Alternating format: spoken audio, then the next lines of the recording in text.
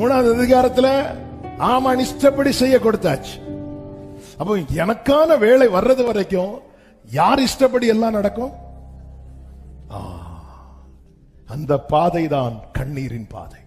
இந்த இடத்துல உங்கள் கண்ணீர் ரொம்ப முக்கியமானது, உங்கள் கதறல் ரொம்ப முக்கியமானது, உங்க உபவாசம் ரொம்ப முக்கியமானது, உங்க ஜெபம் ரொம்ப முக்கியமானது. உங்களுக்கான வேலை வரும்போது தெற்கத்தி வெள்ளங்களை திருப்புவது போல உங்களுக்கான வேலை வரும் வரைக்கும் எல்லாமே ஆமானுக்கு அனுகூலமாய் நடக்கிறது போலதான் இருக்கும். உங்களுக்கான இரவு வர்றது வரைக்கும், உங்களுக்கான நேரம் வர்றது வரைக்கும் எல்லாமே ஆமானுடைய விருப்பப்படி நடக்கிறது போலதான் வரும். கர்த்தர் சீயோனுக்கு தயவு செய்யும் காலம் வரும்போது, அதற்கான குறித்த நேரம் வரும்போது அதை தமது சித்தத்தின்படி நல்ல கரங்களை தட்டி